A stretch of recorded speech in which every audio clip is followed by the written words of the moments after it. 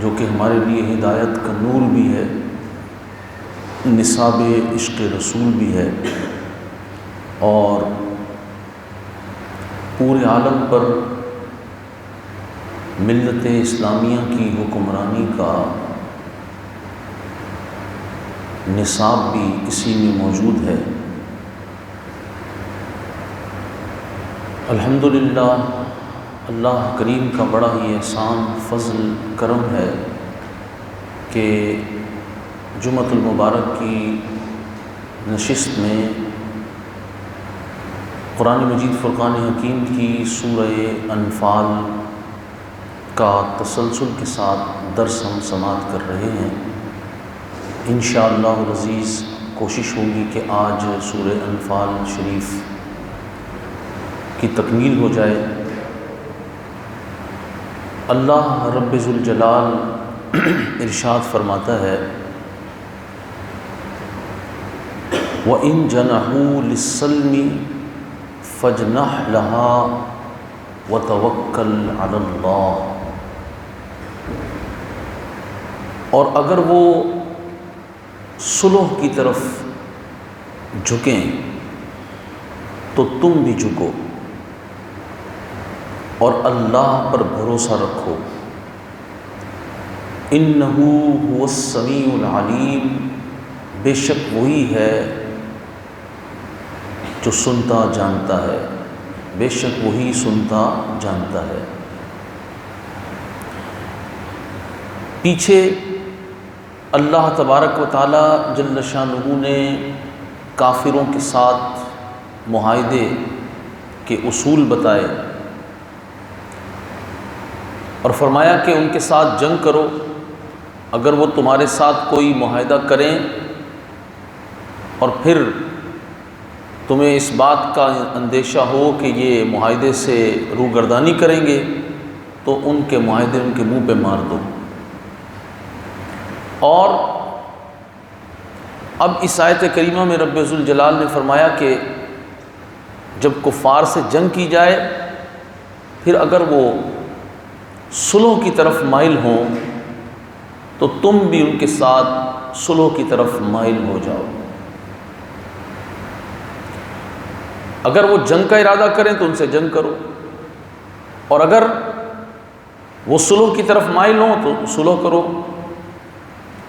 نبی اکرم نور مجسم صلی اللہ علیہ وآلہ وسلم نے کفار کے ساتھ معاہدے کیے اور بڑی کڑی شرائط پر بھی آقا کریم علیہ السلام نے صلح حدیبیہ فرمائی، اور اس میں رب ذوالجلال نے فرمایا کہ جب ان سے صلح کرو تو وتوکل علی اللہ، تو اللہ پر بھروسہ کرو۔ اگر وہ خیانت کرنا چاہیں گے، اگر وہ دھوکہ دینا چاہیں گے تو اللہ رب ذوالجلال خود ان سے بدلہ لے لے گا۔ اور اللہ کریم جل شانہ فرماتا ہے وَإِن يُرِيدُوا أَن يَخْدَعُوكَ، اور اگر وہ تمہیں فریب دینا چاہیں فَإِنَّ حَسْبَكَ اللَّهُ، تو بے شک اللہ تمہیں کافی ہے۔ اگر کافر تمہیں فریب دینا چاہیں، دھوکہ دینا چاہیں، فَإِنَّ حَسْبَكَ اللَّهُ، تو بے شک تمہیں اللہ کافی ہے۔ هُوَ الَّذِي أَيَّدَكَ بِنَصْرِهِ، وہی ہے جس نے تمہیں مدد دی اپنی خاص مدد سے، وَبِالْمُؤْمِنِينَ، اور مسلمانوں سے۔ اس آیت کریمہ کا درس دور حاضر میں خاص طور سے مسلمانوں کو سمجھنے کی ضرورت ہے، کیونکہ اس میں ایک بہت بڑی عقیدے کی جو خیانت مسلمانوں کے خلاف کی جاتی ہے اس کا رد ہے، اور ہمارے ایمان کو مضبوط کرنے کے لیے اللہ تبارک و تعالی جل شانہ کا قرآن ہمیں بتا رہا ہے کہ صحیح عقیدہ، صحیح نظریہ قرآن کی روشنی میں کیا ہے، اس کو سمجھ لو۔ فرمایا گیا کہ اگر وہ تمہیں فریب یعنی دھوکہ دینا چاہیں فَإِنَّ حَسْبَكَ اللَّهُ، تو بے شک اللہ تمہارے لیے کافی ہے۔ اور ساتھ ہی فرمایا گیا کہ وہ اللہ وہ ہے هُوَ الَّذِي أَيَّدَكَ بِنَصْرِهِ، وہ ذات جس نے تمہاری مدد کی بِنَصْرِهِ، اپنی خاص مدد سے۔ اب یہاں ایک اہم وضاحت ہے، اور وہ یہ ہے کہ جب اللہ کافی ہے اور کفایت کرنے والا ہے، اور یہ بھی فرما رہا ہے کہ اس نے تمہاری مدد کی، اے محبوب اس نے تمہاری مدد کی اپنی خاص مدد سے، تو جب اللہ کافی ہے اور اللہ کی مدد بھی آ گئی، اور خطاب نبی اکرم نور مجسم صلی اللہ علیہ وآلہ وسلم کی ذات سے ہے، اللہ محبوب علیہ السلام تو وہ سلام کے لیے کافی ہے، اور اللہ تعالیٰ نے اپنے محبوب کریم صلی اللہ علیہ وآلہ وسلم کی خاص مدد بھی فرمائی ہے، تو اب بتائیے کسی اور کی مدد کی ضرورت رہی؟ نہیں رہی۔ لیکن اللہ کریم فرما رہا ہے، اس آیت کریمہ کو اگر مکمل پڑھیں تو مکمل آیت کیا فرما رہی ہے؟ هُوَ الَّذِي أَيَّدَكَ بِنَصْرِهِ، اس ذات نے، اس رب نے تمہاری مدد کی اپنی خاص مدد سے، وَبِالْمُؤْمِنِينَ، اور مومنوں کے ذریعے بھی تمہاری مدد کی۔ تو سوال یہ ہے کہ جب اللہ کی مدد آ گئی تو پھر مومنین کی مدد کی کیا حاجت باقی رہ گئی؟ مومنوں کے ذریعے سے پھر مدد کرنے کا ذکر قرآن نے کیوں فرمایا؟ جبکہ اللہ کافی ہے، اللہ مدد کرنے والا ہے، اور اس آیت مقدسہ میں واضح طور پہ رب ذوالجلال فرما بھی رہا ہے کہ اللہ تمہارے لیے کافی ہے، اور اللہ تعالیٰ نے اپنی خاص مدد سے تمہاری مدد کی ہے، پھر وَبِالْمُؤْمِنِينَ کیوں فرمایا؟ جو لوگ قرآن و حدیث کا فہم نہیں رکھتے، اور معاذ اللہ شیطان نے ان کے دلوں کے اندر قرآن کے نام پر ایسا فریب ڈال دیا، ایسا دھوکہ ڈال دیا کہ وہ ایسے شیطان کے جال میں پھنسے کہ انہوں نے قرآن مجید فرقان حکیم کی اتنی واضح آیات کا غلط مفہوم اخذ کر کے مسلمانوں کو معاذ اللہ ثم معاذ اللہ مشرک قرار دے دیا، اور وہ کہنے لگے کہ بھئی اللہ کافی ہے تو پھر کسی اور کی مدد کی کیا ضرورت ہے؟ آپ کسی مسلمان سے، کسی اللہ کے پیارے سے مدد کیوں طلب کریں گے جبکہ اللہ کافی ہے؟ تو قرآن مجید فرقان حکیم کی سورہ انفال کی یہ آیت کریمہ، آیت نمبر 62، اس کو اگر بغور پڑھیں تو پتہ یہ چل رہا ہے کہ اللہ تعالیٰ نے مدد فرمائی اپنے حبیب کریم صلی اللہ علیہ وسلم کی دو طریقوں سے۔ کیسے؟ کہ اپنی خاص مدد سے اللہ نے مدد کی، وَبِالْمُؤْمِنِينَ، اور مومنوں کے ذریعے سے بھی مدد کی۔ تو یاد رکھیں کہ اللہ تبارک و تعالی جل شانہ کی مدد کی کوئی بھی صورت ہو سکتی ہے، وہ چاہے تو اپنی کسی بھی مخلوق کے ذریعے سے مدد فرمائے یا وہ بغیر مخلوق کے مدد فرمائے۔ اللہ تعالیٰ نے بدر میں فرشتوں کو نازل کیا، تو میں پوچھنا چاہتا ہوں کہ فرشتے خدا ہیں؟ بتائیے۔ لیکن فرشتے مددگار بن کے آئے۔ اللہ تعالیٰ نے مسلمانوں کی بارش کے ذریعے سے مدد کی، بارش خدا ہے؟ نہیں۔ لیکن اللہ نے بارش کو مددگار بنا دیا۔ تو یاد رکھیں کہ اللہ کی مخلوق جب مددگار بنتی ہے تو اللہ کی عطا سے بنتی ہے۔ وَبِالْمُؤْمِنِينَ فرما کر قرآن نے بالکل وضاحت کر دی کہ اللہ کے بندے مددگار ہوتے ہیں تو اللہ کی عطا سے ہوتے ہیں۔ جب ان کو مددگار سمجھا جائے، جب فرشتوں کو مددگار سمجھا جائے، جب بارش کو مددگار سمجھا جائے، بلکہ سورہ انفال کی ابتدا میں ہم نے سنا کہ مسلمانوں کو میدان جنگ میں جو اونگ آ گئی، جو نیند انہیں آئی، وہ بھی ان کی مدد کے لیے اللہ تعالیٰ نے ان کو عطا فرمائی، تو وہ نیند بھی ان کی مددگار بن گئی۔ تو نیند بھی خدا نہیں، فرشتے بھی خدا نہیں، بارش بھی خدا نہیں، لیکن خدا کی طرف سے مددگار ہیں، اللہ کی طرف سے مددگار ہیں۔ اللہ تعالیٰ نے اپنے حبیب کریم صلی اللہ علیہ وآلہ وسلم کی مدد فرمائی مہاجرین کے ذریعے سے، انصار کے ذریعے سے، جان نثاروں کے ذریعے سے۔ اللہ تعالیٰ نے فرما دیا کہ در حقیقت یہ جو میری مدد ہے، یہی جو میرے بندے دین کی مدد کر رہے ہیں، یہ میرے بندے جو بندوں کی مدد کر رہے ہیں، میرے بندے جو محبوب کریم صلی اللہ علیہ وآلہ وسلم کی مدد کر رہے ہیں، تو یاد رکھو یہ میری ہی مدد ہے۔ تو بندوں کو مددگار سمجھنے سے کوئی کافر نہیں ہو جاتا، کوئی مشرک نہیں ہو جاتا، کیونکہ وہ اللہ کے بندے ہیں۔ ان کو قوت، طاقت، صلاحیت اللہ رب ذوالجلال نے عطا فرمائی ہے۔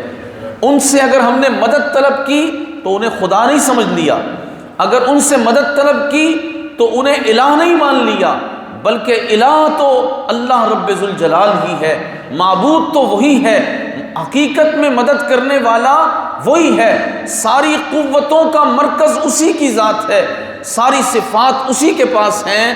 وہ اپنے بندوں کو اپنے فضل سے مددگار بنا دیتا ہے، اپنی رحمت سے مددگار بنا دیتا ہے۔ وہ چاہے انبیاء کو بنائے، چاہے صحابہ کو بنائے، اہل بیت کو بنائے، چاہے اولیاء اللہ کو بنائے، بناتا وہی ہے۔ اور بندوں کو مدد کے لیے پکارنا در حقیقت اللہ کی قوت کا اقرار کرنا ہے، اللہ کی طاقتوں کا اقرار کرنا ہے کہ وہ رب ہے کہ جس نے اپنے بندوں کو بھی مددگار بنا دیا، فرشتوں کو بھی مددگار بنا دیا۔ اس نے بے شمار دنیا کے اندر جو نظام رکھا ہے اس میں مدد کے بہت سارے نظام ہیں۔ مجھے بتائیں، بچوں کے مددگار ان کے ماں باپ ہوتے ہیں کہ نہیں؟ جی، ان کے استاد ان کے مددگار ہوتے ہیں کہ نہیں؟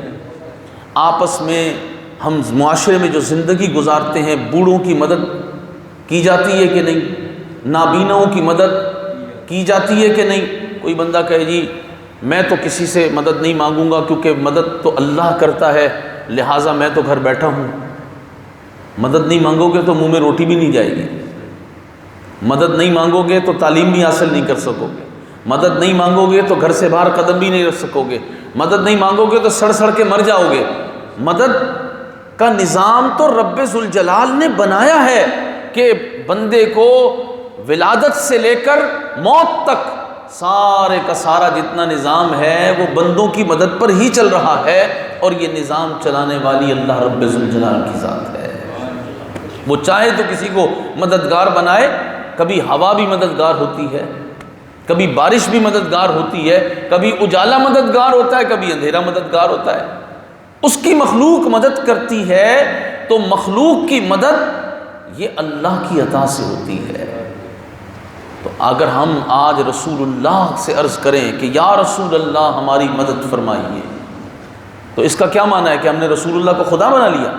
نہیں نہیں نہیں، وہ اللہ کے رسول ہیں، اللہ تعالیٰ نے ان کو یہ قوت دی ہے کہ وہ جبریل امین کے بھی آقا ہیں۔ جب فرشتوں کے سردار بدر میں مدد کے لیے آ سکتے ہیں تو رسول اللہ کی شانیں تو وراء الورا ہیں۔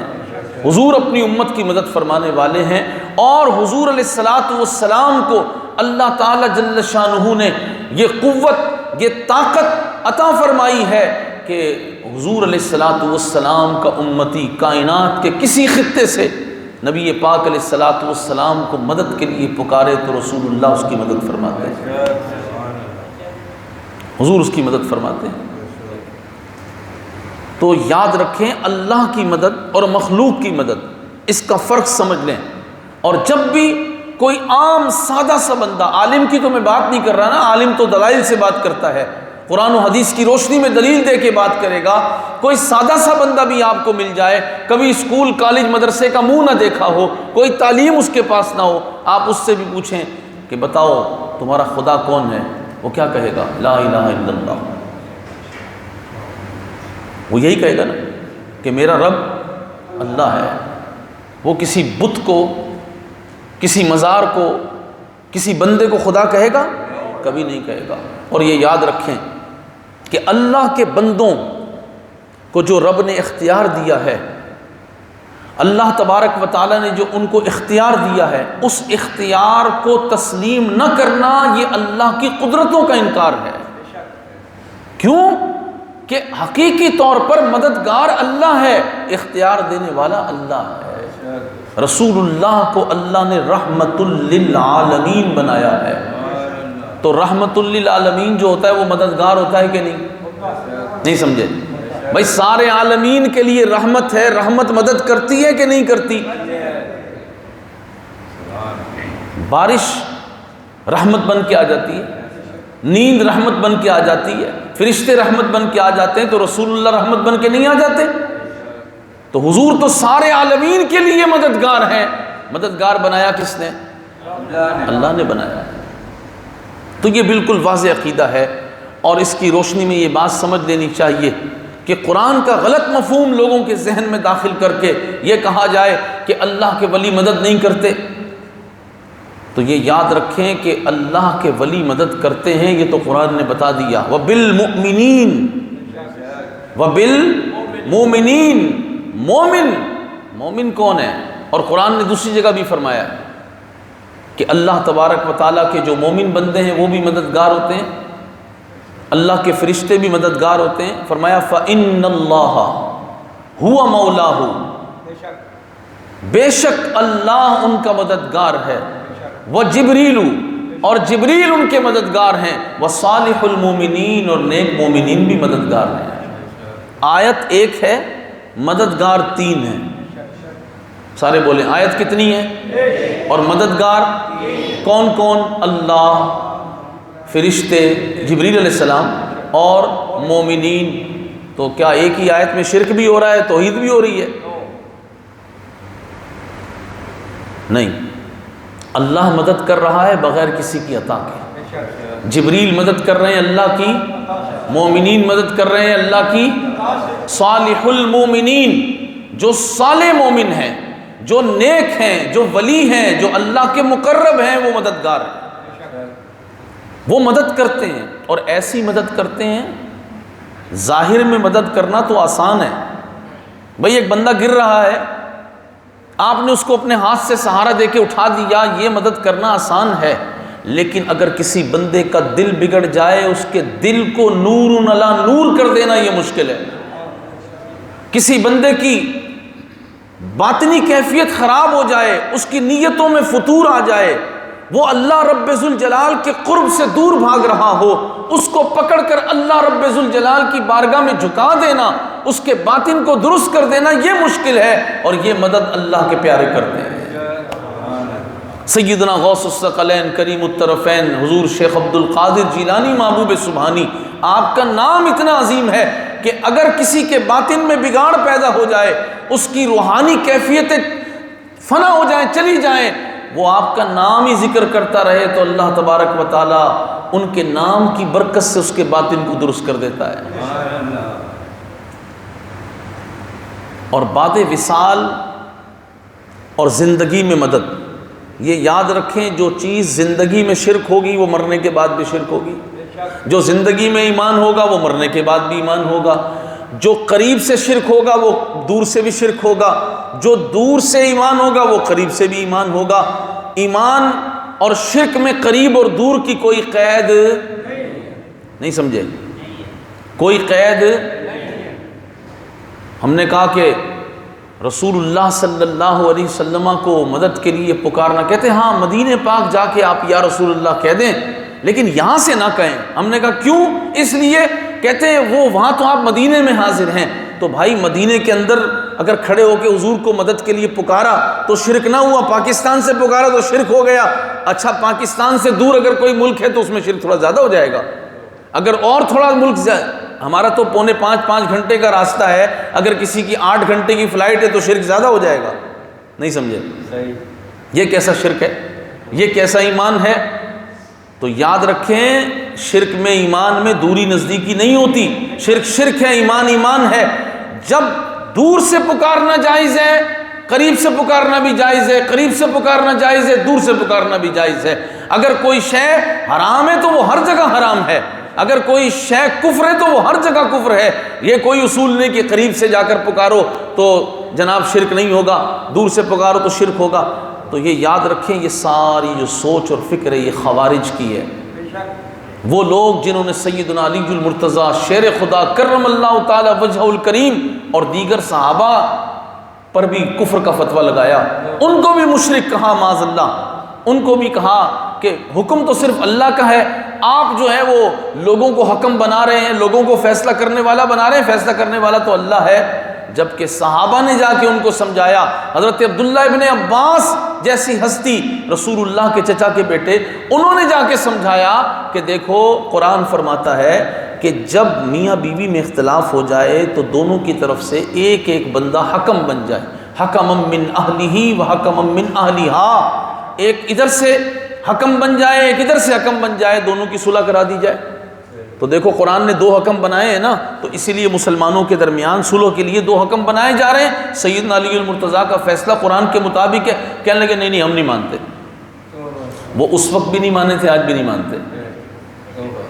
آج بھی وہ مسلمانوں کو مشرک اسی بنیاد پہ کہتے ہیں، بھائی دیکھو مدد تو اللہ کی ہے، تم مسلمانوں کو اولیاء کو انبیاء کو مددگار کہتے ہو۔ ہم نے کہا ہم کم کہتے ہیں، قرآن فرما رہا ہے، قرآن فرما رہا ہے، قرآن کی بات مانو۔ لیکن قرآن ہمارے حق میں ہدایت ہے، ان کے لیے قرآن جو ہے وہ معاذ اللہ مسلمانوں کو انہوں نے مشرک قرار دے دیا۔ اور یہ فتنہ خوارج کا ہر دور میں رہا، ہر دور میں رہا۔ اب بھی مدینہ پاک کے اندر آپ دیکھیں حضور کی بارگاہ میں کھڑے ہو کے بھی لوگوں کو معاذ اللہ مشرک کہتے رہے، سید الشہداء حضرت حمزہ کی بارگاہ میں بھی مشرک کہتے رہے۔ اور یہاں پاکستان کے اندر آپ دیکھیں انہی کے جو عزیز ہیں، رشتہ دار ہیں، جو بھی ان کی ذریت ہے، وہ سارے کے سارے یہاں پاکستان کے اندر ان کے نزدیک تو مسلمان کوئی بھی نہیں رہتا سوائے ان کے گروہ کے۔ جو مزارات پہ جائے وہ مشرک، جو یا غوث اعظم کہے وہ مشرک، جو یا داتا صاحب کہتے وہ مشرک۔ یہ شرک کو اتنا آسان بنا دیا کہ اتنی بڑی تعداد میں پوری دنیا کے اندر جو عقیدہ مسلمانوں کا پایا جاتا ہے، ہر ملک کے اندر آپ چلے جائیں آپ کو لوگ وہی ملیں گے جو رسول اللہ صلی اللہ علیہ وسلم، انبیاء علیہ السلام اور اللہ کے پیاروں سے مدد چاہتے ہیں۔ ان کی کتب اٹھا کر دیکھ لیں، سب اس کو ایمان قرار دیتے ہیں۔ اور آج سے نہیں، صحابہ علیہ رضوان کے دور سے یہی عقیدہ ہے۔ جب جنگ یمامہ ہو رہی تھی اور جنگ یمامہ میں مسلمان ختم نبوت کے لیے جنگ لڑ رہے تھے، اور وہ اتنی سخت جنگ تھی کہ صحابہ کہتے ہیں کہ اس سے سخت جنگ ہم نے کبھی لڑی نہیں۔ وہ کہتے ہیں اس وقت مسلمان جب مشکل میں تھے تو ہر مشکل میں مسلمانوں کا ایک شعار ہوا کرتا ہے، ہر دور میں ہوتا ہے۔ تو اس وقت مسلمانوں کا شعار کیا تھا؟ یہ حافظ ابن کثیر نے لکھا، کان شعارہم یا محمدا۔ وہ اس میدان میں یمامہ کے اندر مدینہ طیبہ سے سینکڑوں میل دور حضور علیہ الصلوۃ والسلام کے وصال کے بعد دور سیدنا صدیق اکبر میں جب مشکل میں تھے تو کیا کہتے تھے؟ یا محمدا، یا رسول اللہ آپ ہماری مدد فرمائیں، آپ ہماری مدد فرمائیں، حضور کو پکار رہے تھے۔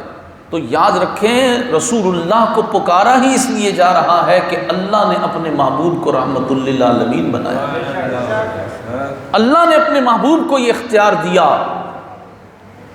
کہ کوئی مشکل کے وقت رسول اللہ کو پکارے تو حضور اس کی باطنی ظاہری ہر اعتبار سے مدد فرماتے ہیں۔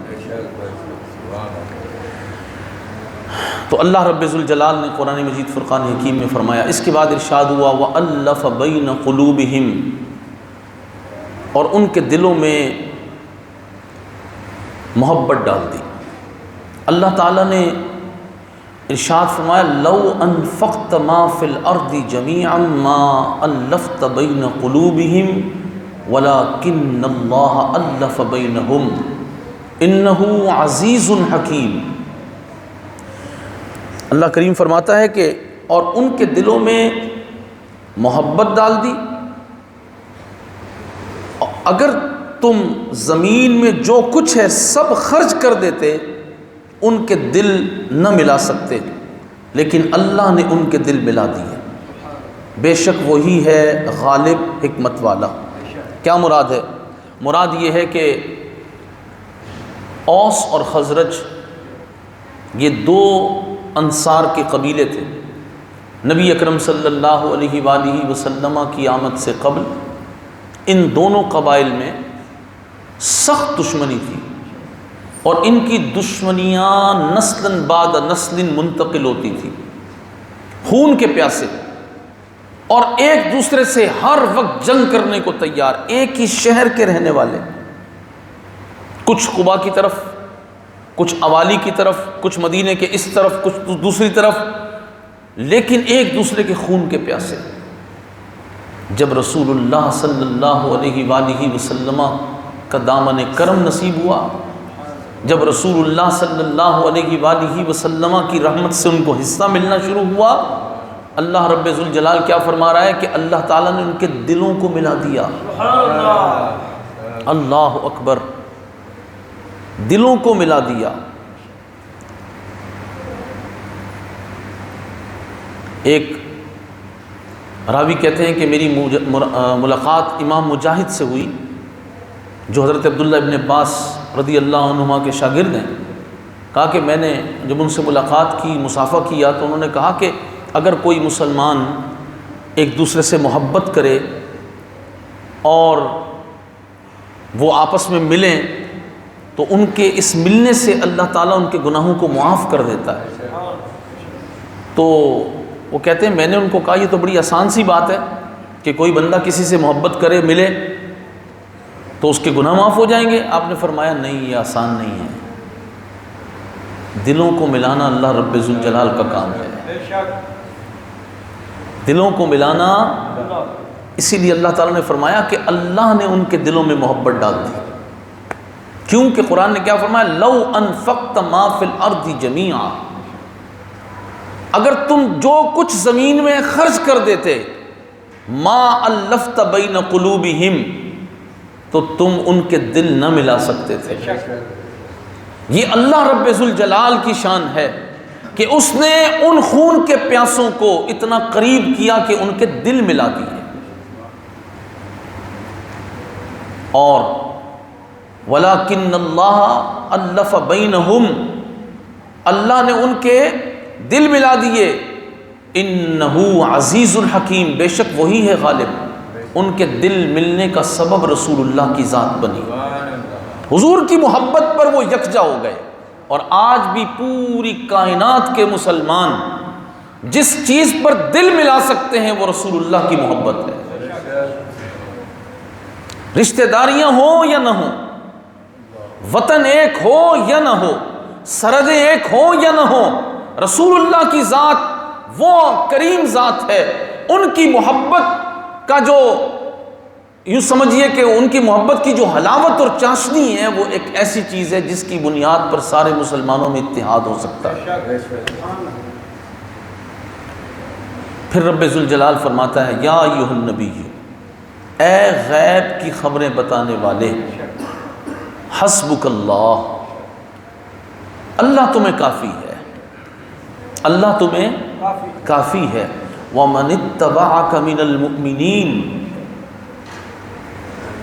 اور یہ جتنے مسلمان تمہارے پیروکار ہیں یہ تمہیں کافی ہے۔ پھر وہی عقیدہ ظاہر ہوا، بیان ہوا کہ اللہ کافی ہے تو پھر کسی اور کی ضرورت ہے؟ لیکن اللہ فرماتا ہے اے محبوب میں بھی تمہیں کافی ہوں، اور یہ جو تمہاری فرما برداری کرنے والے تمہارے غلام ہیں یہ بھی تمہیں کفایت کرنے والے ہیں۔ مراد یہی ہے کہ اللہ تعالیٰ نے ان کو تمہاری محبت عطا فرما کے تمہاری فرما برداری عطا فرمائی، اب یہ اسلام کے دین کے تمہارے مددگار بن گئے۔ اور اس آیت کریمہ کے بارے میں فرمایا کہ 33 مرد اور 6 عورتیں جب مسلمان ہو چکی تو اللہ رب ذوالجلال نے سیدنا عمر بن خطاب فاروق اعظم رضی اللہ تعالی عنہ کو رسول اللہ کی محبت کا نور عطا فرما دیا، آپ کو دولت ایمان سے مشرف کر دیا۔ تو آپ کا ایمان لانا یہ اللہ تعالیٰ کی طرف سے اسلام کی بہت بڑی قوت بن گئی۔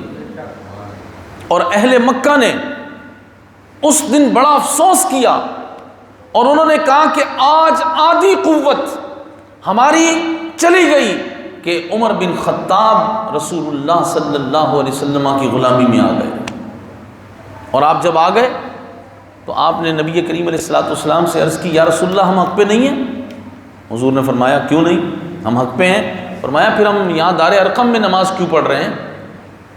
اب ہم چھپ کر نماز نہیں پڑھیں گے حضور، اب چلیں بیت اللہ شریف کے سامنے مسجد حرام کے اندر ہم نے نماز پڑھنی ہے۔ اللہ اکبر۔ نبی پاک علیہ السلام اپنے صحابہ کے ساتھ چلے، ایک طرف سید الشہداء سیدنا حمزہ ہیں، ایک طرف حضرت سیدنا فاروق اعظم ہیں، اور رسول اللہ صلی اللہ علیہ وسلم اپنی شانوں کے ساتھ حضور تشریف لائے ہیں حرم کعبہ کے اندر بیت اللہ شریف کے سامنے۔ نبی پاک علیہ السلام نے مسلمانوں کے ساتھ نماز ادا فرمائی۔ تو فاروق اعظم رضی اللہ تعالیٰ عنہ کہ یہ خاص طور پہ اور بالعموم سارے حضور کے وہ غلام جو رسول اللہ کے فرما بردار ہیں، وہ حضور کے جانثار ہیں اور وہ دین کے مددگار ہیں۔ اللہ رب ذوالجلال نے فرمایا، یا ایھا النبی، اے غیب کی خبریں دینے والے، حرض المؤمنین علی القتال، مسلمانوں کو جہاد کی ترغیب دو۔ اللہ کے محبوب کو رب فرما رہا ہے مسلمانوں کو جہاد کی، سارے بولے نا، مسلمانوں کو کس چیز کی ترغیب دو؟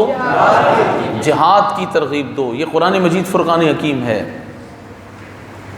جہاد کی ترغیب دو۔ نبی پاک صلی اللہ علیہ وآلہ وسلم کو رب ذوالجلال فرما رہا ہے کہ جہاد کی ترغیب دو۔ اللہ کے محبوب نے جہاد کی ترغیب دی۔ اب یہاں ایک بہت اہم بات جو آپ حضرات سب کو یاد رکھنی چاہیے، قادیانی ختم نبوت کے منکر ہیں، رسول اللہ صلی اللہ تعالی وسلم کے بعد بھی معاذ اللہ وہ مرزا کو نبی مانتے ہیں۔ قادیانی جہاد کے بھی منکر ہیں، سارے بولیں قادیانی۔ یہ بات آپ حضرات اپنی زبانوں پر دہرا لیں، اپنے بچوں کو یاد کرا دیں، قادیانی جہاد کے منکر ہیں۔ لیکن یاد رکھیں قادیانی چونکہ ابلیس کی اولاد ہیں تو اس وجہ سے ان کے جو وار ہوتے ہیں، جو ان کی چال ہوتی ہے، ان کے جو مکر ہوتے ہیں، جو ان کا فراڈ کرنے کا طریقہ ہوتا ہے، جو ان کا طریقہ واردات ہے، وہ بھی ابلیس ان کو اس طرح سکھاتا ہے کہ کسی طرح مسلمانوں کا ایمان وہ برباد کر دیں۔ اب یہاں بہت قابل غور بات ہے، مرزائی قادیانی جہاد کے منکر ہیں اور وہ یہ وار کرتے ہیں مسلمانوں کو معاذ اللہ اس دور کے اندر۔ وہ کہتے ہیں کہ دیکھو نبی کریم علیہ السلام نے تو قتال کیا ہے، حضور علیہ السلام نے تو بدر میں صحابہ علیہ رضوان کے ساتھ جا کر کافروں کو کاٹ کے رکھ دیا، احد میں کافروں کو کاٹ کے رکھ دیا، خندق میں مسلمان کافروں کے سامنے آئے، ضرب حیدری لگی تو وہاں بھی کافر کٹے۔ رسول اللہ صلی اللہ تعالی علیہ وسلم کی مدنی زندگی کے اندر مسلسل جہاد فی سبیل اللہ ہے، اور حضور علیہ السلام نے جہاد کا حکم بھی فرمایا۔ اب سنیں قادیانیوں کا وار۔ قادیانی کہتے ہیں کہ وہ جہاد کرتے ہیں، مسلمانوں کو حکم دیتے ہیں کہ وہ کافروں کو کاٹیں، لیکن ہم جس مرزا کے ماننے والے ہیں وہ تو کہتا ہے کہ سب کے لیے امن ہونا چاہیے، وہ تو کہتا ہے سب کے لیے امن ہونا چاہیے۔ اب آپ غور کیجئے گا، یہ وہ ٹرننگ پوائنٹ ہے، یہ وہ شیطان کی طرف سے ان کو سکھایا گیا وار ہے کہ انہوں نے یہاں جو محنت کی ہوئی ہے میڈیا کے ذریعے سے، جو پروپیگنڈا کیا ہوا ہے جہاد کے خلاف، ہر وقت یہ کہنا اسلام امن کا درس دیتا ہے، ہم امن والے لوگ ہیں، ہم امن والے لوگ ہیں، وہ اس طرح کا پروپیگنڈا جب لوگوں میں عام کر چکے، اب یہاں لا کر انہوں نے یہ لوگوں کے ذہنوں میں خیال پیدا کیا اور ان کا ایمان لوٹنے کے لیے کہا ہم تو امن والے لوگ ہیں، رسول اللہ نے تو تلوار چلائی ہے، حضور نے تو کافروں کو کاٹا ہے، ہمارا مرزا لانتی وہ معاذ اللہ کہتا ہے کہ ہم امن والے لوگ ہیں، ہم کسی کے خلاف تلوار نہیں اٹھاتے، لہٰذا وہ کہتے ہیں کہ ہم مرزا کو رسول اللہ سے بہتر مانتے ہیں۔ تو اس کا جواب کیا ہوگا؟ ان کے اس وسوسے کا جواب کیا ہوگا؟ جواب یہ آیت کریمہ ہے۔ یہ قرآن کس کا کلام ہے؟ سارے بولو نا، قرآن کس کا کلام ہے؟ یہ اللہ کا کلام ہے، سورہ انفال ہے، اللہ رب ذوالجلال ارشاد فرما رہا ہے، آیت نمبر 65 ہے، یا ایھا النبی حرض المؤمنین علی القتال، اے غیب کی خبریں دینے والے، مسلمانوں کو جہاد کی ترغیب دو، انہیں قتل کے لیے ابھارو۔ کون فرما رہا ہے؟ کون فرما رہا ہے؟ اللہ فرما رہا ہے۔ تو پھر تم مرزا کو اللہ سے بھی افضل سمجھتے ہو؟ جواب سمجھ آیا کہ نہیں آیا؟ یہ رب کا فرمان ہے، رسول اللہ کو رب نے فرمایا ہے کہ ان کافروں کو کاٹو، اپنے غلاموں کو ترغیب دو کہ یہ تلوار اٹھا کے اللہ کے جو دشمن ہیں ان کو کاٹ کے رکھ دیں، کیونکہ اللہ کے دشمنوں کو کاٹ دو گے تو زمین پہ امن ہو جائے گا۔ جب تک یہ فسادی رہیں گے زمین پہ امن، جب تک یہودیت، عیسائیت یا اللہ کے جتنے باغی ہیں ان کے خلاف جہاد نہیں کرو گے، وہ سیدھے، ان کا علاج ہی یہ ہے کہ ان کے ساتھ جہاد کیا جائے۔ مسلمان اللہ کی ذات پہ بھروسہ کر کے تلوار اٹھا کر، ہتھیار اٹھا کر میدان میں رہیں اور اپنے لہو کو گرماتے رہیں، یہ تو رب کا فرمان ہے۔ تو تم مرزا کو امن کا دائی بنا کر پیش کر کے معاذ اللہ یہ مسلمانوں کے ایمان پر ڈاکہ ڈالنا چاہتے ہو؟ یاد رکھو، مرزا کے بارے میں ہمارے بزرگ پہلے ہمیں بتا گئے، وہ جہاد کی نفی کرے، ختم نبوت کا انکار کرے، قرآن کا انکار کرے، رسول اللہ کے صحابہ کی تکذیب کرے، معاذ اللہ جو کچھ دین کے خلاف اس نے بیان کیا، اس کے بارے میں امام اہل سنت اعلیٰ حضرت مولانا شاہ احمد رضا خان نے فیصلہ کن بات لکھ دی۔ آپ نے فرمایا مرزا کے اقوال، یعنی جو مرزا نے بک بکارے کیے، مرزا کے اقوال انجس الابوال، ساری کائنات کے جو لوگ ہیں، انسان اور جانور، اور جانوروں میں سب سے بدتر جو بھی جانور ہو اس کے پیشاب سے بھی بدتر مرزا کی باتیں۔ بے شک سارے بولو، ہاں سارے بولو، ورنہ آپ جو بے شک نہیں کہہ سکتا اسی میں شک، ایمان میں شک نا۔ مرزا کے اقوال انجس الابوال، ساری کائنات کے جانوروں کے پیشاب سے بدتر مرزا قادیانی، اس کو صحیح ماننے والے، اس کی مدد کرنے والے۔ سمجھ آ رہی ہے بات؟ ہاں، چاہے وہ عمران خان کے ٹولے میں ہو یا نواز شریف کے ٹولے میں ہو یا الطاف حسین کے ٹولے میں ہو یا کسی مذہبی جماعت کے اندر ہو، اس کی فکر کو عام کرنے والے، ان سب کے اقوال انجس الابوال۔ سمجھ آ رہی ہے بات؟ جہاد کا انکار مسلمان نہیں کر سکتا، قرآن کو ماننے والا۔ ہاں، اب تو یہ دور آیا کہ جہاد فی سبیل اللہ کی آیات ہی بیان نہیں ہوتی، اب تو یہ دور آیا کہ جہاد فی سبیل اللہ کی احادیث ہی بیان نہیں ہوتی۔ یہ تو میں نے آپ حضرات کے سامنے پہلے بھی کئی بار اس بات کا ذکر کیا ہے کہ جو شوق شہادت کی احادیث ہیں وہ بھی لوگوں نے چھپا دی، اگر تم شوق شہادت کی احادیث چھپاؤ گے، تم شوق شہادت کی آیات چھپاؤ گے تو تم بڑے ظالم ہو. تم نے قرآن کو بدل ڈالا، تم نے رسول اللہ کے فرامین کو بدل ڈالا معاذ اللہ. تو یاد رکھو اللہ فرما رہا ہے یا ایھا النبی، اے غیب کی خبریں دینے والے محبوب، حرض المؤمنین علی القتال، اپنے غلاموں کو، مسلمانوں کو ترغیب دو. اور رسول اللہ نے پھر کیسی ترغیب دی؟ نبی پاک علیہ الصلوۃ والسلام کی ترغیب کی شان یہ تھی، اللہ اکبر اللہ اکبر.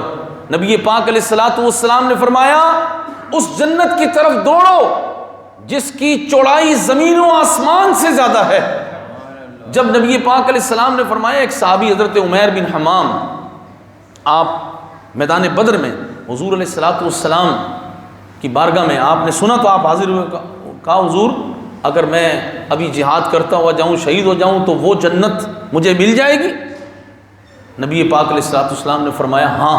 انہوں نے تلوار اپنی باہر نکال لی اور کچھ کھجوریں ان کے پاس تھی، وہ کھا رہے تھے. جو کھجوریں ہاتھ میں تھی ایسے کر کے پھینک دی. کہا اتنی دیر تک جنت میں تاخیر کرنا یہ ٹھیک نہیں ہے، زندگی ہوئی تو کھا لیں گے ورنہ جنت کی طرف جا رہے ہیں. اور جب نبی پاک علیہ الصلوۃ والسلام نے ترغیب دی تو پھر وہ جنت کی طرف بڑھے اور جنت میں پہنچ گئے. آپ بدر میں شہید ہو گئے. حضور علیہ الصلوۃ والسلام نے ترغیب دی. یہ حضور کی ترغیب کا ہی اثر ہے نا کہ بدر سے لے کر تبوک تک صحابہ علیہم رضوان حضور علیہ الصلوۃ والسلام پہ فدا ہوتے رہے. یا ایھا النبی حرض المؤمنین علی القتال. رسول اللہ نے ترغیب دی تو یمامہ کا میدان سجا. یہ رسول اللہ نے ترغیب دی تو یرموک کا میدان سجا. رسول اللہ نے ترغیب دی تو آج بھی اگر کوئی مومن رسول اللہ کے دشمنوں کے مقابلے میں آئے گا تو حضور کی ترغیب کی برکت سے آ رہا ہے. تو جو جہاد کی ترغیب نہیں دے رہے وہ رسول اللہ کی سنت پہ چل رہے ہیں. وہ کون سی سنت ہے جو جہاد کو ترک کر کے معاذ اللہ کہا جائے کہ ہم سنت کی تبلیغ کر رہے ہیں؟ یہ تو وہ عظیم سنت ہے کہ قرآن مجید فرقان حکیم میں رب ذوالجلال نے خاص طور سے اس کا حکم دیا. اللہ اکبر. اور پھر دیکھیں ترغیب بھی کس شان سے قرآن مجید فرقان حکیم نے دی ہے. سبحان اللہ.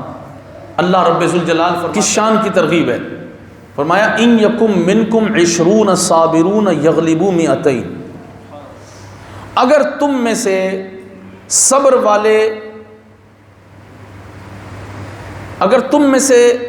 والے ہوں گے 200، اگر تم میں سے صبر والے ہوں گے 20.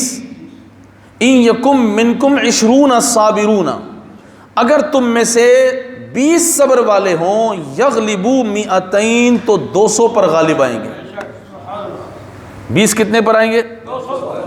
وَإِن يَكُن مِّنكُم مِّئَةٌ يَغْلِبُوا أَلْفًا مِّنَ الَّذِينَ كَفَرُوا. فرمایا اگر تم میں سے میدان جہاد میں صبر کرنے والے، میدان جہاد میں کھڑے رہنے والے، فرمایا اگر یہ ہوں 100 تو 1000 پر غالب آ جائیں گے. جو کافر ہیں ان میں سے کافروں پر 1000 پر غالب آ جائیں گے. بِأَنَّهُمْ قَوْمٌ لَا يَفْقَهُونَ، اس لیے کہ وہ سمجھ نہیں رکھتے. جب بھی کافر میدان میں مسلمان کے مقابلے میں آتا ہے تو وہ قوم لا یفقہون، وہ سمجھ بوجھ نہیں رکھتا. اس کو پتہ نہیں ہوتا کہ میں نے مسلمان کے مقابلے میں کون سی تدبیر کرنی ہے، کیونکہ تدبیر تو اس کے پاس ہوتی نہیں. جبکہ مسلمان جب میدان جنگ میں ہوتا ہے اللہ تعالیٰ اس کی ذہنی صلاحیتوں کو ایسا نور عطا کر دیتا ہے، اس کے دل میں ایسی جرأت پیدا ہو جاتی ہے.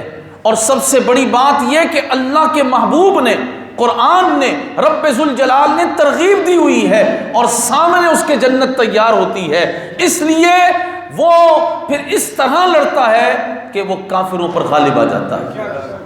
اور کتنا غالب آ جاتا ہے دیکھیے، غور کیجئے. رب ذوالجلال نے فرمایا کہ اگر تم میں سے جہاد کرنے والے 20 ہوں تو وہ 200 پر غالب ہیں، اور اگر 100 ہوں تو وہ 1000 پر غالب ہیں. اور مسلمانوں کو یہی حکم آیا کہ وہ میدان جہاد میں لڑیں تو اگر ان کے سامنے دشمن کی تعداد اس طرح ہے، 100 مسلمان ہیں، 1000 کافر ہیں، تب بھی وہ نہ جائیں. رب ذوالجلال نے پھر فرمایا الآن، اب خفف اللہ عنکم وعلم ان فیکم ضعفا، اللہ نے تم سے تخفیف فرما دی اور اسے معلوم ہے کہ تم میں کمزور لوگ بھی ہیں۔ اللہ نے پھر تخفیف فرما دی کہ تخفیف کیا ہوئی؟ فَإِن يَكُم مِّنكُم مِّئَةٌ صَابِرَةٌ يَغْلِبُوا مِئَتَيْن، تو اگر تم میں سے 100 صبر والے ہوں تو وہ 200 پر غالب آ جائیں گے۔ وَإِن يَكُم مِّنكُمْ أَلْفٌ يَغْلِبُوا أَلْفَيْن، اور اگر تم میں سے 1000 ہوں تو وہ 2000 پر غالب آئیں گے بِإِذْنِ اللہ، اللہ کے اذن سے۔ تو اب یہ طے ہو گیا، قرآن نے طے کر دیا کہ مسلمانوں کے مقابلے میں اگر دشمن دوگنی تعداد میں بھی آ جائے تو مسلمانوں کو پیٹھ پھیرنے کی اجازت نہیں ہے، کیونکہ ان کا مددگار اللہ ہے، ان کے مددگار رسول اللہ ہیں، ان کے مددگار اللہ کے فرشتے ہیں، اللہ تعالیٰ جل شانہ کی مدد ان کے شامل حال ہے۔ تو جہاد فی سبیل اللہ کے لیے قرآن نے جو ترغیب دی کس عظیم الشان طریقے سے دی کہ مسلمان کا کام یہ نہیں کہ وہ جہاد کے میدان سے پیٹھ پھیر کے چلا جائے، نہیں، مسلمان کا کام یہ ہے دشمن کتنی بڑی طاقت میں ہو، دشمن کتنی بڑی قوت میں ہو، یہاں تک کہ مسلمانوں کی تعداد 1000 ہے وہ 2000 بھی ہوں، تب بھی مسلمانوں کو جہاد فی سبیل اللہ سے پلٹنے کی اجازت قرآن نے نہیں دی ہے۔ لیکن آج پوری دنیا میں امت مسلمہ کے 57 ممالک ہیں اور ان کے پاس نہ اسلحے کی کمی ہے، نہ افواج کی کمی ہے، نہ صلاحیتوں کی کمی ہے، کسی اور چیز کی کمی ہے، اور وہ ہے ایمان کی قوت۔ جب مسلمانوں کو سود میں، بے حیائی میں، جہالت میں، دنیا کی حرص، طمع، لالچ میں کفار نے جکڑ دیا، تو اب یہ حرص، طمع، لالچ اس نے مسلمانوں کو جہاد فی سبیل اللہ سے پیچھے دھکیل دیا، اور جو لوگ جہاد بیان بھی نہیں کر رہے ان کو بھی ایک طمع ہے، ایک لالچ ہے ان کے دل میں۔ وہ لالچ کس چیز کا ہے؟ وہ ان کی خود ساختہ عزت ہے جو انہوں نے بنائی ہوئی ہے، اور وہ ان کے وہ منصب ہیں جو انہوں نے حاصل کیے ہیں۔ وہ سوچتے ہیں کہ اگر ہم نے قرآن بیان کیا، حدیث بیان کی، حضور علیہ الصلوۃ والسلام کی امت کو سورہ انفال پڑھ کے سنا دی، تو پھر حکومتیں، میڈیا کیا ہوا ہے، پیمرا، افسران، ایجنسیز، فلاں یہ سارے کے سارے ہمارے مخالف ہو جائیں گے۔ قرآن سنانے میں انہیں ڈر لگنے لگا، رسول اللہ کا دین بیان کرنے میں انہیں ڈر لگنے لگا۔ لیکن یاد رکھنا، تم ڈرتے رہو یہ تمہیں ڈراتے رہیں گے، تم جتنے ڈرو گے یہ تمہیں اور ڈرائیں گے۔ اگر تم اللہ کی ذات پہ بھروسہ کر کے میدان میں آؤ تو اللہ تعالیٰ تمہارا رعب اور دبدبہ ان پہ قائم کر دے گا۔ یہ تو رب کا وعدہ ہے کہ تم غالب آ جاؤ گے نا۔ جب تم جہاد بیان کرتے ہوئے تنا بھی ہو تو تم غالب آ جاؤ گے۔ تم بیان تو کرو، تم بیان ہی نہیں کرو گے تو تم غلبہ بھی پا نہیں سکتے۔ نبی پاک علیہ الصلوۃ والسلام نے تو فرما دیا کہ آگے بڑھنے میں عزت ہے اور بزدلی میں شرمندگی ہے۔ رسول اللہ نے بزدلوں کو پسند نہیں کیا، حضور نے فرمایا آگے بڑھنے میں عزت ہے، سنت تو آگے بڑھنا ہے۔ نبی پاک علیہ الصلوۃ والسلام کا دین یہ ہے، قرآن مجید فرقان حکیم یہ بیان فرما رہا ہے۔ وقت چونکہ ختم ہوا چاہتا ہے، میرا ارادہ تو یہی تھا کہ آج سورہ انفال مکمل ہو جائے۔ رب ذوالجلال فرماتے ہیں واللہ مع الصابرین، اور اللہ صبر والوں کے ساتھ ہے، اللہ صبر والوں کے ساتھ ہے۔ کیا مراد ہے؟ بات جہاد کی ہو رہی ہے اور صبر والوں کے ساتھ ہے، تو ہم نے صبر کی تعریف بھی بڑی عجب بنائی ہوئی ہے۔ بھائی میدان جہاد میں کھڑے ہو کر سامنے موت کھڑی ہو، بندہ کھڑا رہے وہ صابر ہے۔ بزدلی کا نام کوئی صبر کرنا نہیں ہے۔ اسلام میں صبر کی یہ تعریف نہیں ہے کہ بندہ بزدل ہوتا ہے تو کہا جائے یہ صابر ہے، نہیں۔ اللہ تبارک و تعالیٰ کی طرف سے موت مقدر ہو کہ حیات ملے، بندے کو اس کی رضا پر راضی رہنا ہے، میدان جہاد سے بھاگنا نہیں ہے۔ اگر وہ صبر کے ساتھ کھڑا ہے اللہ کی رضا پر تو اللہ تبارک و تعالیٰ اسے غلبہ عطا فرما دے گا، اللہ تعالیٰ اسے غلبہ عطا فرما دے گا۔ اللہ اکبر۔ ما کان لنبی ان یکون له اسری حتی یثخن فی الارض تریدون عرض الدنیا واللہ یرید الآخرہ واللہ عزیز حکیم۔ اللہ فرماتا ہے کسی نبی کو لائق نہیں کہ کافروں کو زندہ قید کرے جب تک زمین میں ان کا خون خوب نہ بہائے۔ میدان بدر میں مسلمانوں نے جب کافروں کو واصل جہنم کیا، کچھ بھاگ گئے اور کچھ کو قیدی بنا لیا گیا۔ تو جب قیدی بنا لیا گیا تو مسلمانوں کا خیال اس وقت یہ تھا کہ ان سے فدیہ لیا جائے گا، ان سے ان کا مال لیا جائے گا، اس کے عوض میں ان کو چھوڑا جائے گا اور یہ مال اللہ کے دین کے کام آئے گا۔ لیکن اللہ رب ذوالجلال نے فرمایا کہ اللہ تعالیٰ کی منشا یہ ہے کہ اللہ کے جو نبی ہیں وہ میدان جہاد میں اپنے غلاموں کے ساتھ کافروں کا خوب خون بہائیں۔ کیوں؟ مفسرین نے لکھا اس لیے کہ کافروں کا خون جب بہایا جائے گا تو ان کے دلوں میں اسلام کا رعب اور دبدبہ قائم ہو جائے گا۔ کافروں کا خون بہانے کا حکم رب ذوالجلال نے فرمایا۔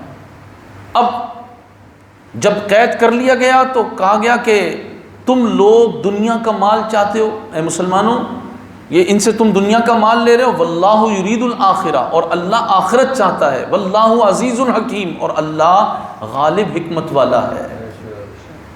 لولا کتاب من اللہ سبق لمسکم فیما اخذتم عذاب عظیم۔ اگر اللہ پہلے ایک بات لکھ نہ چکا ہوتا، یعنی یہ لوح محفوظ میں بات تقدیر الہی میں لکھی نہ ہوتی، تو اے مسلمانوں تم نے جو کافروں کے بدلے مال لے لیا، فرمایا کہ اس پر تمہیں بڑا عذاب آتا، لیکن یہ تقدیر الہی میں لکھا تھا۔ تو اللہ تبارک و تعالی جل شانہ نے فرمایا فَكُلُوا مِمَّا غَنِمْتُمْ حَلَالًا طَيِّبًا وَاتَّقُوا اللَّهَ، تو کھاؤ جو غنیمت تمہیں ملی حلال پاکیزہ اور اللہ سے ڈرتے رہو، ان اللہ غفور الرحیم، بے شک اللہ بخشنے والا مہربان ہے۔ نبی کریم علیہ الصلوۃ والسلام نے فرمایا کہ ہم پر اللہ نے غنیمت کا مال حلال کر دیا، اس سے پہلے کسی پر حلال نہیں کیا گیا۔ پہلے کے مسلمان جو اور انبیاء کی امتی تھے، جب وہ جہاد میں کافروں سے مال لیتے تو اس کو ایک مقام پہ رکھا جاتا، آسمان سے آگ آ کر اس کو لے جاتی۔ لیکن حضور علیہ السلام کی امت پر اللہ کا فضل ہوا اور حضور علیہ السلام کے لیے غنیمتیں حلال کر دی گئیں، اور سورہ انفال کی ابتدا اگر آپ نے سنی ہو تو وہاں اس بات کا ذکر تفصیل کے ساتھ گزر چکا کہ غنیمتیں جو ہیں مسلمانوں کے لیے حلال کر دی گئیں، اور ان کا حصہ کیسے تقسیم ہوگا اس کو بھی قرآن مجید فرقان حکیم نے بیان کر دیا۔ اور یہ بھی یاد رکھو کہ مسلمانوں نے جو فدیہ لیا، پھر اللہ تعالیٰ جل شانہ نے مسلمانوں کو جو غنیمت حلال کی، نبی پاک صلی اللہ علیہ وآلہ وسلم کے چچا جان حضرت سیدنا عباس بن عبد المطلب، آپ بھی کافروں کی طرف سے آئے تھے، اور آپ نے وہ سردار جنہوں نے کفار کے لشکر کو روزانہ کھانا کھلانے کا ارادہ کیا تھا، ان میں آپ بھی شامل تھے، لیکن جس دن آپ کی باری آنی تھی اسی دن بدر کا مارکا ہو گیا، تو آپ کے پاس جو مال تھا وہ بچا ہوا تھا اور آپ گرفتار ہو گئے۔ جب آپ گرفتار ہوئے تو آپ کو مدینہ پاک لایا گیا، تو نبی پاک صلی اللہ تعالی علیہ وسلم کے قلب مبارک میں آپ کے بارے میں پریشانی ہوئی کہ میرے چچا کو بھی قید کیا گیا ہے، اب ان سے فدیہ لیا جائے، اور آپ سے جو فدیہ مقرر ہوا آپ کے ساتھ آپ کے دو بھتیجے اور بھی تھے۔ حضور علیہ السلام نے فرمایا یہ اپنا بھی فدیہ دیں گے اور دو جو بھتیجے ہیں ان کا بھی دیں گے۔ تو انہوں نے عرض کی یا رسول اللہ، میرے پاس جو مال ہے وہ میں فدیہ دے دوں گا، ان کا بوجھ بھی مجھ پہ پڑے گا، تو آپ یہ چاہتے ہیں کہ پھر میں مکے جا کے لوگوں سے مانگ مانگ کر اپنی زندگی کا گزارا کروں؟ اللہ اکبر۔ نبی پاک علیہ الصلوۃ والسلام نے فرمایا چچا جان یہ مال جو آپ کے پاس ہے یہ تو ہے، لیکن اس مال کا کیا ہوا جب آپ مکۃ المکرمہ سے بدر کے لیے چلے تھے تو آپ نے میری چچی حضرت ام الفضل جو ہیں ان کو جو مال دیا، جو سونا دیا، اور انہوں نے وہ سونا لیا اور آپ نے کہا کہ یہ میرے فلاں فلاں فلاں بیٹے کے لیے ہے، 4 بیٹوں کے بارے میں آپ نے کہا کہ ان کے لیے ہے، اور حضرت ام الفضل میری چچی نے وہ سونا فلاں مقام پہ دفن کر دیا، اس مال کا کیا ہوگا؟ اللہ اکبر۔ سیدنا عباس حضور کے چچا جان، انہوں نے کہا کہ اس کی خبر میرے اور میری بیوی کے سوا کسی اور کو نہیں تھی۔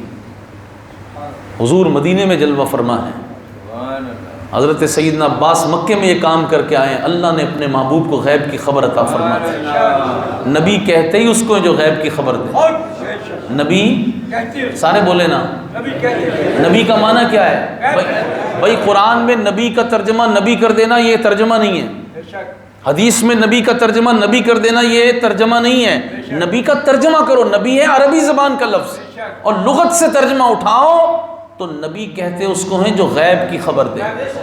کون سی خبر دے؟ ہاں، نبی کہتے اس کو ہیں جو غیب کی خبر دے۔ دیتا اللہ کی عطا سے ہے لیکن غیب کی خبر دیتا ہے۔ حضور نے غیب کی خبر دی۔ حضرت سیدنا عباس رضی اللہ تعالیٰ عنہ کو باندھا گیا تھا، نبی پاک علیہ السلام نے فرمایا مجھے آج رات نیند نہیں آئی، اس وجہ سے کہ میرے چچا کو جو تکلیف ہو رہی تھی مجھے بھی تکلیف ہو رہی تھی۔ حضرت فاروق اعظم نے عرض کیا حضور میں جاؤں انصار کے پاس اور جا کے انہیں کہوں کہ وہ حضرت عباس کو چھوڑیں؟ آپ نے فرمایا ہاں جاؤ۔ حضرت عمر گئے، کہا کہ ان کو چھوڑ دو۔ انہوں نے کہا کیوں چھوڑ دیں، ہم نے ان کو بدر میں قید کیا ہے۔ کہا نہیں، رسول اللہ کی خوشی اس میں ہے۔ کہا اگر حضور کی خوشی ہے تو ہم ابھی چھوڑتے ہیں۔ یہ ایمان ہے۔ کہا حضور کی خوشی ہے تو ہم ابھی چھوڑتے ہیں۔ جب حضرت عباس کو فاروق اعظم لے کے چلے نا حضور کی طرف لانے کے لیے، تو کہا اے عباس بن عبد المطلب، میں آپ کو کہتا ہوں آپ ایمان لے آئیں۔ آپ کا ایمان لانا مجھے اپنے والد خطاب کے ایمان لانے سے زیادہ پیارا ہے۔ کیوں؟ کہا اس لیے کہ آپ کا ایمان قبول کرنا رسول اللہ کو زیادہ پیارا ہے۔ غور کریں آپ، ایک طرف باپ ہے، ایک طرف رسول اللہ کے چچا ہیں، بات ایمان کی ہو رہی ہے لیکن کہتے ہیں ایمان لانا پیارا تو ہے، میرے باپ کا ایمان لانا بھی پیارا، لیکن آپ کا ایمان مجھے زیادہ پیارا اس لیے کہ آپ کا ایمان رسول اللہ کو پیارا ہے۔ اس کو محبت کہتے ہیں، اس کو حضور سے عشق کہتے ہیں، اس کو حضور سے وفا کہتے ہیں۔ کہنے لگے کہ آپ ایمان لے آئیں۔ حضرت سیدنا عباس بن عبد المطلب آپ ایمان لے آئے، اور جب آپ ایمان سے منور ہوئے تو پھر اللہ تبارک و تعالیٰ نے جو وعدہ کیا مسلمانوں سے وہ وعدہ بھی اللہ تعالیٰ نے پورا کیا۔ انشاءاللہ آئندہ جمعہ کی جو نشست ہوگی اس میں اسی سے متصل آگے ایک واقعہ آئے گا، وقت چونکہ قلیل ہے۔ اور حضرت عباس بن عبد المطلب آپ جب ایمان لے آئے، کسی نے ایک دن آپ سے پوچھا کہ آپ یہ بتائیں کہ آپ کی عمر زیادہ ہے یا رسول اللہ صلی اللہ تعالیٰ علیہ وسلم؟ تو اب عمر تو آپ کی زیادہ تھی لیکن آپ نے کیا کہا؟ یہ کہتے کہ میں عمر میں بڑا ہوں، تو بات تو صحیح تھی، لیکن آپ سے جب پوچھا گیا کہ انت اکبر او رسول اللہ صلی اللہ علیہ وسلم، آپ بڑے ہیں یعنی عمر میں یا رسول اللہ، تو آپ نے کیا کہا؟ آپ نے کہا کہ ہوا اکبر منی، رسول اللہ مجھ سے بڑے ہیں، وَأَنَا وُلِدْتُ قَبْلَهُ، ہاں میں ان سے پہلے پیدا ہو گیا ہوں۔ اس کو ادب کہتے ہیں، اس کو ادب کہتے ہیں، کہتے ہیں ہوا اکبر منی، وہ مجھ سے بڑے ہیں، بڑائی کی نسبت رسول اللہ کی طرف کر دی۔ وَأَنَا وُلِدْتُ قَبْلَهُ، ہاں میں ان سے پہلے پیدا ہو گیا۔